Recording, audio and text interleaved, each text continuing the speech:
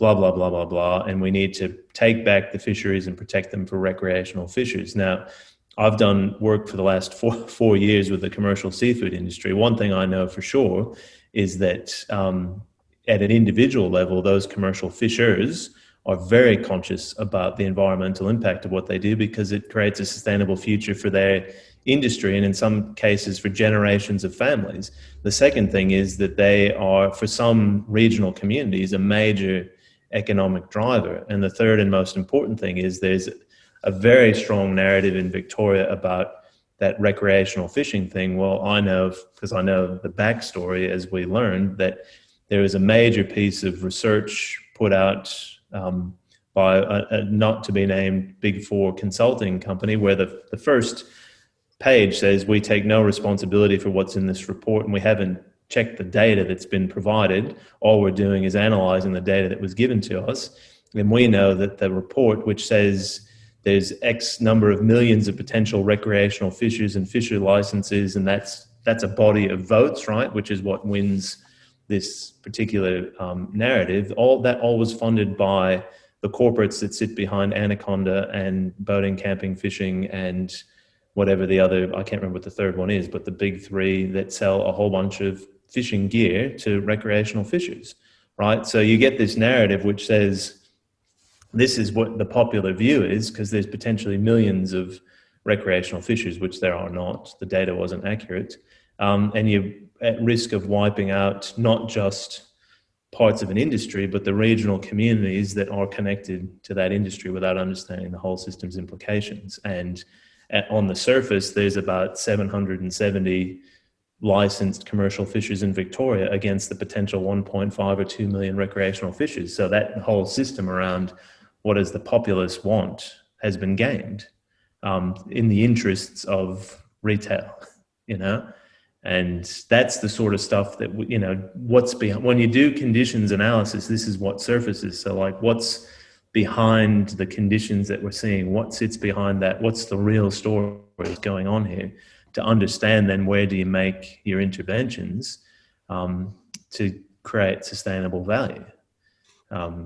So that's one thing I'd really encourage in a regional context is like, you know, you've got, I think, a really powerful potential mechanism coming together through Startup Shakeup and local councils, and this idea that we're going to work together as a region to foster innovation and also to shake up the existing industries that are there for the strength of our communities. It's a really powerful piece to have to try to really properly organise, you know, a regional strategy for resilience.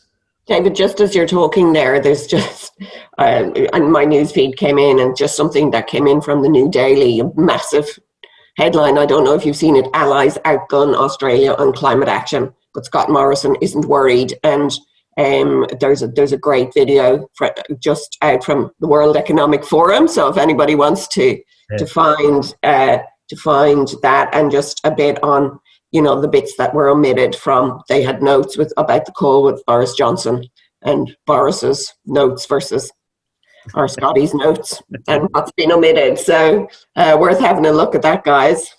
Yeah, and I think understanding as well the politics that'll be at play inside the party behind all of this, right? And that's a hard one to cut through, which brings us back again to what do you do locally? The thing about what we do locally is that we're focusing on what we can control. There are so many things in all of these debates that we can't control. And I think what this is giving us is a mechanism to say, look, do what you can control and then watch it snowball. Yes, which brings us perfectly to conditions, right? So just really quickly, I just want to reinforce conditions just are what they are, right? It's a situation with respect to circumstances. You can get really good insight around conditions from data and also from sensing what is emerging in the world, and also pulling stuff out of people's heads. People are rich resources for understanding conditions because we all are tuned into different inputs, into different narratives and so on, and pulling that together and surfacing it makes sense can be very powerful. The critical thing is really understanding the difference between immediate and emergent conditions, and always looking for what's emerging, what else could we know? What are the facts, if you like, of the future? What do we know is starting to become more real? And then the last bit, of course, is to remember to take scale into account. So internal conditions, local conditions are as important as global conditions, and being able to make sense of that becomes really useful. So we provided, and these are tools that we hope you use on an ongoing basis, ways of organizing your thinking. So if you haven't used a spreadsheet, that's fine, but it can be a very useful way to start organizing and aggregating conditions data and tagging it, so you've got a view of metadata and all that sort of stuff. Having this at a regional scale, having a really robust view of conditions, which you can then map, right? So you can have a map of what are the internal to my organization, and then tap into what's happening locally, what about what's happening nationally or state and national level, and then what does that all look like globally? Again, these are just example conditions maps, and then one thing you can do is you can put it all together. So you get a view of how all those scales start to come together. What we find works really well for people, even though, again, there's a bit of work in the early stages, is once you have a mapped view, the brain actually does what it's really good at doing, which is picking out the patterns from the chaos. We're actually quite good at that as human beings. When you see all that, you go, this is connected to that, to that, to that. There's a story in that I can understand and I can communicate to others. So what will look like chaos to the untrained eye and the eye that hasn't been in the space, for those who are across the conditions and in the conditions, you get these really powerful themes and narratives coming through. What we then recommend is thinking at that level, right? So as you start to see the major themes coming through, recording those, and then as you continue to watch conditions, sure, you keep your source documentation up to date, you keep the maps up to date, but it's really the themes. Are we learning more about a particular theme? Is there a new theme that's emerging that we didn't see before? Is there a theme we thought was important that's starting to drop away because it's becoming a condition that, you know, is receding into the past almost, is a way of thinking about that. So what I wanted to do this morning is just talk a bit about conditions. So you've had a chance to think about this beforehand. It's cool if you haven't. It's great if you have. And you can do it post today, and you can do it with your colleagues, and people who couldn't be here today can still work on it. But just for this group, I'm curious to know what you were thinking about and seeing in conditions. I'm going to make some notes around sort of focus. What are we seeing that's immediate? What are we seeing that's emergent? But I'm particularly interested in, are there any themes or patterns that you've identified that you think are worth sharing with the group? So I'll throw over to you, and just interested in what people have been seeing and thinking about in terms of conditions. Laura. David, can I just ask a question on themes? Yeah. Because we did this as a working group for Startup Shakeup yesterday. Is a theme something that goes through all the 4 levels? Can do. Or is it... Okay, right. It can go through all 4, or it could be just at a level. Okay, right. And it takes a bit of practice. I was being a bit glib in certain terms of saying, you know, you can do it. You can't necessarily do it like that. But the way I describe it's like when you first look at a night sky, you just see the stars. Somebody points out the Southern Cross, you go, oh, now I get it. And when you look to the sky, you can always see the Southern Cross, and you can see other constellations as you learn how to pick those themes out. So it's a bit like that, but the brain is very good at doing that. We're great at at theming and making sense of what are the overarching messages. So, yep. So I'll be a bit brave then. From a Startup Shakeup perspective, when we were all dealing with it, and there were 6 of us in the conversation, one of the things that surprised me was that in terms of scale, when we were talking about internal to my organisation, we actually are very solid as an organisation. Mm-hmm. And then the further out we go from our organisation, the more chaotic the whole thing got. Does that make sense? Mm-hmm. It absolutely does.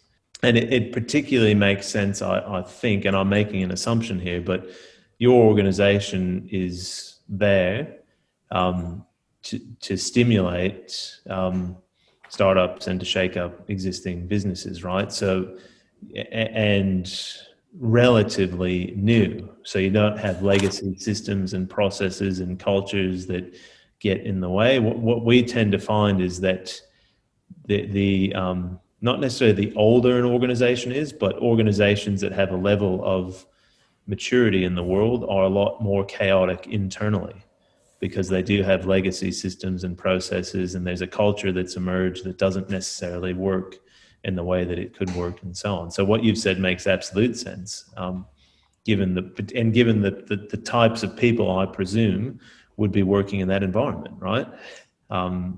And you align to a fairly common purpose. I flip that and look at a university. Internal conditions in universities are anywhere from chaotic through to toxic most of the time, because of the way that universities are structured and the legacy systems and the culture and the thinking and all that sort of stuff, right? So you do a proper internal conditions analysis at a uni, it's not a very comfortable view at first. And the temptation is to then suppress that view because we don't want to talk about the ugly side of things. And what's interesting when you're with universities that are going through extremely chaotic external environments, such as all the stuff that's happening around international students at the moment, is that I suppose what you have within the internal system becomes more apparent under pressure. I will say something that I think is really important, particularly if you're going to use the framework in an authentic way. If you do a proper conditions analysis and then have a robust discussion at organizational scale, at community scale, around what does this mean? What are we really seeing here? All the uncomfortable truths are revealed.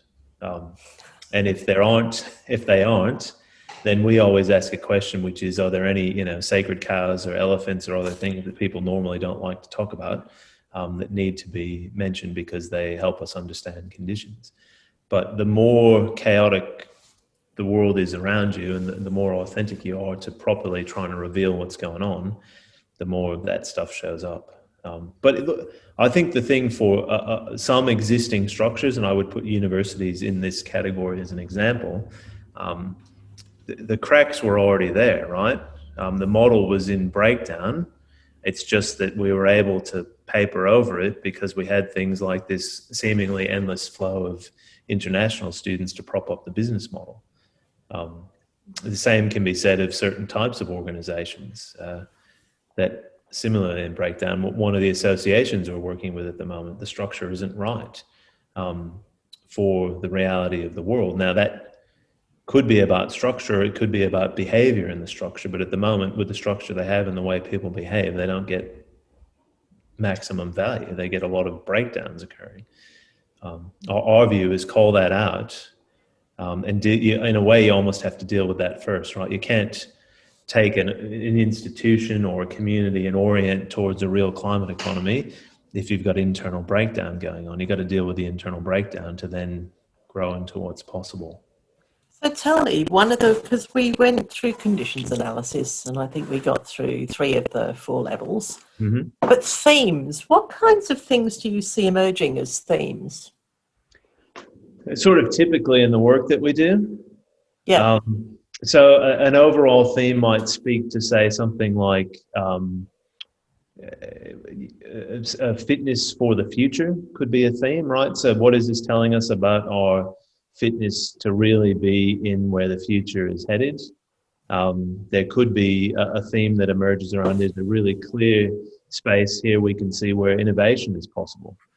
We could see that there's an opportunity to change part of our business model. Or you might see, one of the things that we often see in organizations is what we call a commodification of product or service, right? Where what you think is special is actually something that can be easily copied and put out in, at scale by someone else. So you're then in a race to the bottom on price rather than truly having something that's unique.